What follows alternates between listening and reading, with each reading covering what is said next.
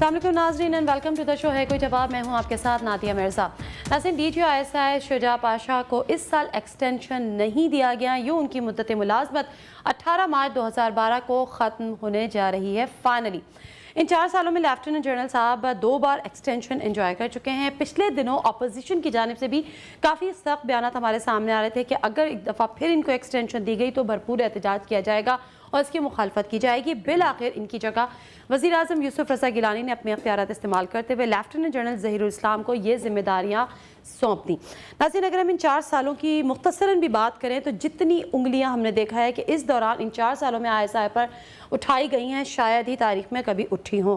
जितनी तल्ख हकीकतें इन 4 सालों में ISI के साथ जोड़ी गई हैं या हमारे सामने आई हैं शायद ही कभी हुआ हो। और ये भी अपनी तारीख का, अपनी नौयत का एक ऐसा वाक़या है जो शायद ही कभी तारीख में हुआ हो कि आज सुप्रीम कोर्ट में एक दरख्वास्त दायर की गई जो एडवोकेट है तारिक असद की जानिब से कि इनका नाम यानी शुजा पाशा साहब का नाम ECL लिस्ट में डाला जाए।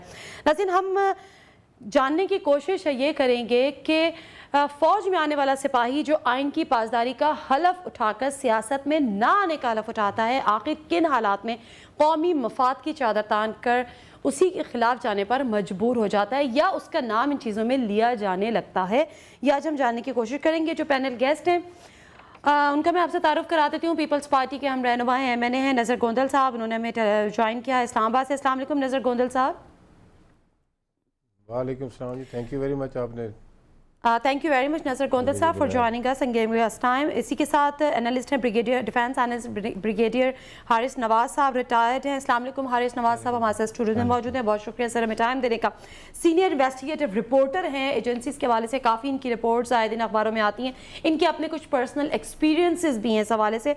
उमर चीमा साहब वो भी हमारे साथ इस प्रोग्राम में शरीक हैं। अस्सलाम वालेकुम Umar Cheema, thank you very much for coming. वालेकुम सलाम। इसी के साथ सीनियर जर्नलिस्ट हैं, सीनियर एनालिस्ट हैं, पॉलिटिकल एनालिस्ट हैं हसन निसार साहब, हमारे साथ वो भी शामिल है, गुफ्तगू होंगे। अस्सलाम वालेकुम हसन निसार साहब। जी वालेकुम। हसन निसार साहब, आपसे अगर मैं शुरू करूं तो जो बात मैंने शुरू में की कि बहुत सारी तारीखें रकम करने के बाद फाइनली DGISI की जो मुद्दत मुलाजमत है 18 मार्च को ख़त्म हो रही है। कैसे देखते हैं आप इनके 2 साल फिर 2 साल एक्सटेंशन के? देखें, बुनियादी बात यह है कि एक्सटेंशन की तरफ आपने भी तंजिया इशारा किया, ये कल्चर ख़त्म होना चाहिए। इस पे तो ज़ाहिर है को बाकी जो आपने कहा है कि उंगलियां उठी, ये इत्तफाक कह लें, इसको तारीख़ की सितम ज़रीफ़ी कह लें कि पाशा साहब की जो टर्म थी एक्सटेंशन वाली और दूसरी, वो इस मुल्क की बड़ी एक यूनिक किस्म के फेस से ये मुल्क गुजर रहा था। और वैसे भी वो जो हमारे फराज साहब का नहीं मिसरा, हम ना होते तो किसी की बातें होती, खलकत शहर तो कहने को फसाने मांगे। हम स्कैंडल्स पे, अफवाहों पे, सनसनी खेजी पे पलने वाले लोग हैं। और ऊपर से उनकी असाइनमेंट कुछ इस तरह की थी, चंद एक डेफिनेटली उन्होंने भी लूज बॉल खेले। सो ये चंद चीज़ों का मुरक्कब है। सरकारी मुलाजिम थे, आए, ही डिड वेल, गलतियां भी की होंगी, बहुत अच्छे काम भी डेफिनेटली। ठीक है हसन साहब, आपने कहा कि चंद चीज़ों का मुरक्कब है, वो चंद चीज़ों का मुरक्कब हम जरा अपने नाज़रीन को भी बताते चलें कि जो अहमद शुजा पाशा साहब का जो करियर था उस पर मुख्तसर सी नज़र डाल लेते हैं। अहमद शुजा पाशा 1974 में फ्रंटियर फोर्स रेजिमेंट में 2nd लेफ्टिनेंट के ओहदे पर कमीशन हासिल किया। ये कहा जाता है कि जनरल अशफाक परवेज़ ख्यानी जो कि चीफ ऑफ आर्मी स्टाफ अब हैं आज के, उनसे अच्छे ताल्लुकात की बिना पर अहमद शुजा पाशा को सन 2008 में DGISI मुकर्रर किया गया। अहमद शुजा पाशा इससे कबल 2006 से 2008 तक पाकिस्तान आर्मी में डायरेक्टर मिलिट्री ऑपरेशन के ओहदे पर भी फाइज रहे। शुजा पाशा की मुद्दत मुलाजमत में 2 बार तोसी की गई। अहमद शुजा पाशा की मुद्दत मुलाजमत 18 मार्च को ख़त्म हो रही है। कुछ अरसे कबल देखा गया कि दुनिया के 100 बाअसर लोगों की फहरिस्त में जनरल शुजा पाशा का नाम भी शामिल है। और मुंबई धमाकों की मुश्तरका तफ्तीश के लिए मुंतखब वज़ीर आज़म के हुक्म के बावजूद भारत जाने से इनकार भी एक हिस्ट्री है। इसी के साथ ہم بات بلکہ شاید ایک دفعہ یہ بھی کر دیں کہ جب اسی کے بعد جب انٹیریئر منسٹری میں آنے کی بات ہو گئی تو اس کا بھی انکار سامنے آ گیا تھا کہ انٹیریئر منسٹری کام نہیں کیا جائے گا. جن تلخ واقعات کا ہم ذکر کر رہے ہیں یا تلخ کچھ حقیقتوں کا ہم ذکر کر رہے ہیں کہ وہ بھی اسی دور میں آئیں, اس پہ بھی ہم نظر ڈالیں. کچھ تلخ واقعات احمد شہدا پاشا کے دور میں. اکتوبر 2009 میں GHQ حملہ ہمارے سامنے ہے. جنوری 2011 میں ریمن ڈیوس کیس. مئی 2011 میں ہی مہران ایئر بیس حملہ. نومبر 2011 میں سلالہ چیک پوسٹ حملہ. 3000 افراد تقریباً کم و بیش کہا جاتا ہے کہ انہی کے دور میں جب یہ ISI چیف رہے لاپتہ ہوئے, اور 277 ڈرون اٹیکس ہوئے ان کے ان 4 سالہ دور میں. اگر ہم یہ بات کریں کہ یہ تھا کچھ واقعات, اس سے جڑی جو مزید ڈیٹیلز ہیں وہ ہم اپنے پروگرام میں شیئر کریں گے. کچھ کامیابیوں پہ بھی ان کی بات کر لیں. کہا یہ جاتا ہے کہ پاکستان میں امریکہ کا اثر و رسوخ جو تھا انہوں نے کافی حد تک کم کیا, اور جو امریکن کچھ انٹیلیجنس ایجنسیز تھیں ان کا رول بھی پاکستان میں کم کیا. دنیا کے طاقتور انٹیلیجنس چیف ہونے کا اعزاز انہوں نے حاصل کیا. ناظرین یہ وہ کچھ انفارمیشن تھی جو ہم آپ تک پہنچانا چاہ رہے تھے. نظر گوندل صاحب کی طرف جاؤں گی. نظر گوندل صاحب, یہ فرمائیے گا کہ یہ جو اب فائنلی ایکسٹینشن نہیں دیا گیا باوجود اس کے کہ کچھ حلقے کہہ رہے تھے کہ بیچ میں میمو گیٹ پر ایک دفعہ پھر مکمکا ہوا ہے, شاید یہ آپ پہ اپوزیشن کا پریشر تھا یا آپ لوگوں کا اپنا ڈیسیشن تھا کہ فائنلی اب نو مور ایکسٹینشن ٹو شہدا پاشا صاحب؟ دیکھو بہت شکریہ. میرا خیال میں یہ جو موجودہ دور ہے اس میں بھلے ہم کتنی بھی تنقید کریں, بھلے ہمیں کتنی چیزیں پسند ہوں یا نہ ہوں, لیکن ایک اس میں خوبصورتی یا خوبی یہ ہے کہ موجودہ دور کا ایک میڈیا, موجودہ دور کی جوڈیشری, موجودہ دور کی پارلیمنٹ, موجودہ دور کے تقریباً ایسے ادارے جو کہ سٹیک ہولڈر بھی ہیں, اور موجودہ دور کی اپوزیشن کو بھی آپ کہہ سکتے ہیں, یہ اب وہ بھلے زمانے گئے. یہ کوئی سکینڈل چھوٹا تھا جب اصغر خان کی پٹیشن جو اب سامنے آ رہی ہے, اس وقت بھی اس سے بڑا میرے خیال میں کوئی شاید ہی ایونٹس یا انسیڈنٹ ہوگا. لیکن مسئلہ یہ ہے کہ اس وقت جو ایک سلسلہ اللہ کے فضل سے پاکستان میں جمہوریت کے آغاز کے ساتھ ہی جمہوریت کے مطلب ہے جو آپ ثمرات کہہ لیں, اس میں آپ کا میڈیا کی آزادی دیکھ لیں, جوڈیشری کی آزادی, میڈیا کی آزادی معذرت کے ساتھ جمہوریت سے پہلے کی ہے. میڈیا کی آزادی دینے والا ایک جمہوری نہیں تھا, ڈکٹیٹر تھا. چلو یہ آپ اس کو اگر سمجھتے ہیں وہ ٹھیک ہے, تو ہمیں تو وہ بھی اعتراض نہیں, آزادی ملنی چاہیے, خواہ کوئی ڈکٹیٹر دے یا خواہ جمہوریت دے.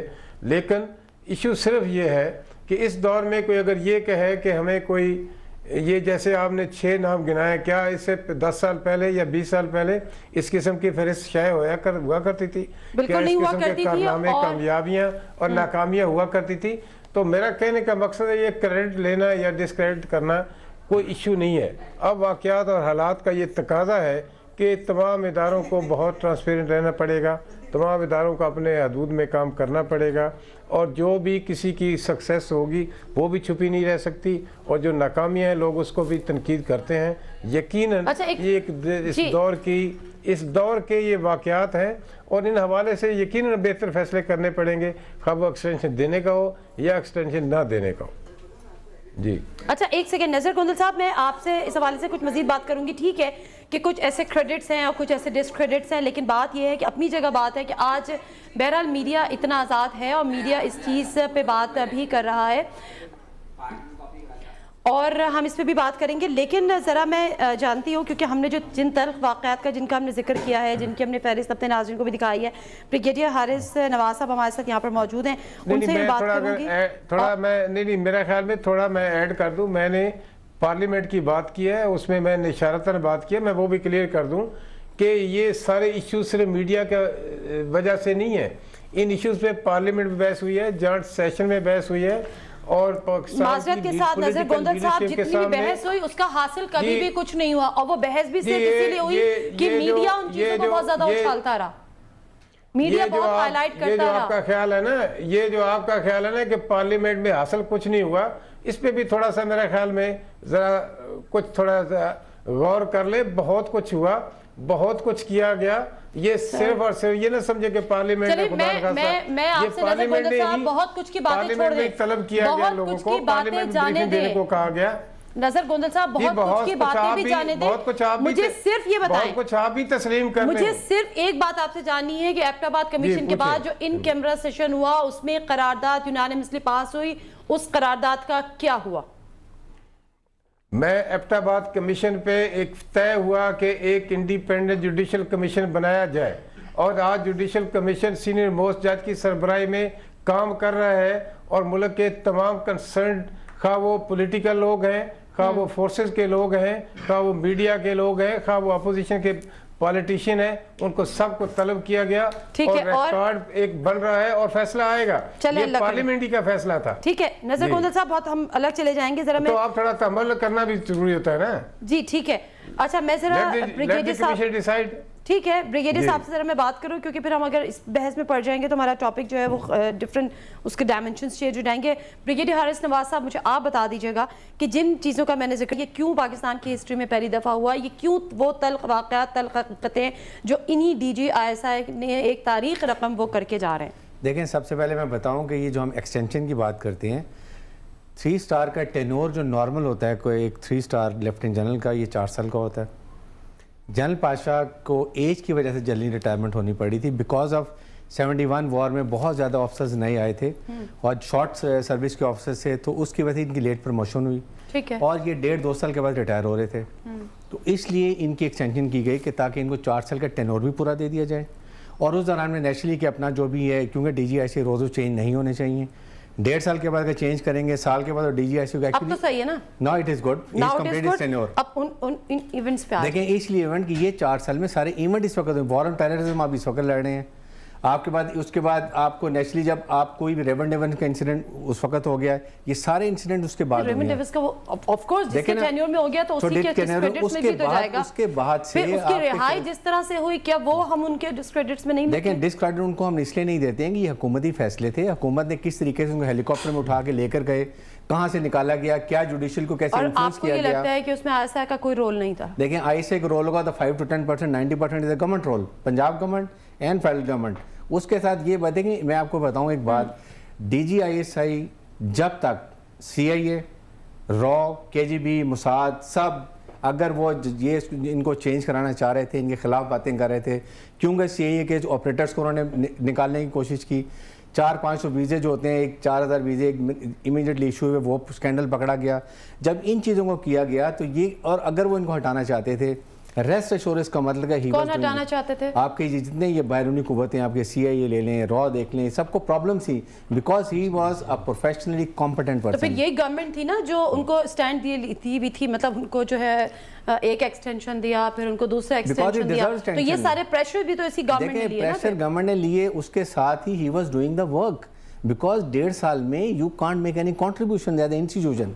ISI is itself a state, और ये पूरा काम करते हैं नेशनली। ठीक है, आप इन इवेंट्स को इस तरह से जस्टिफाई कर रहे हैं कि ये उनकी आप बैड लक एक तरह से करार दे रहे हैं कि जी चूंकि इसी दौर में हो गया इसलिए उनके डिस्क्रेडिट्स में शामिल हो गए, अदरवाइज देखें इट्स वेरी इजी कि टेररिज्म हमारे यहाँ जो है। एक और मैं बात बताऊं, मेन बात ये है कि हम हर बात ला के ISI पे ख़त्म कर देते हैं। अगर उसामा बिन लादेन का इंसिडेंट हुआ, वहाँ पर वहाँ का DC है, वहाँ का कमिश्नर है, वहाँ का पुलिस है, वहाँ की SIB है, वहाँ की FIA है, वहाँ की ये चीज़ें हमने किसी को नहीं पूछा। सो अब ISI का काम जो है, they have to work outside mostly, और ये काम जो है देखें, इन चीज़ों में हम ला के हर चीज़ में हमने ISI को डाल दिया। इंटरनल सिक्योरिटी क्या उनकी डोमेन नहीं है? Internal security is there domain, but intelligence and information उनकी डोमेन है। यस, लेकिन उसके साथ ये सारे अदारों की भी जिम्मेदारी, क्या किसी ने पूछा कि वो सब्जी लेने कौन जाता है? हम बात कर लें, ठीक है कि हम दूसरों पे नहीं करते। नाज़िम, मुख्तसर से मैं ब्रेक लेती हूँ, ब्रेक से वापस आऊंगी। तो जो बात ब्रिगेडियर साहब ने की है उसका मैं ज़रा जवाब लूँगी उमर चीमा से, क्योंकि इन्वेस्टिगेटिव रिपोर्टर हैं, उनकी अपने कुछ एक्सपीरियंस भी हैं, बड़ा उन्होंने स्टडी किया है इस पर, उनकी अपनी रिसर्च भी है। मुख्तसर सा ब्रेक, वापस आता है, मैं साथ रही।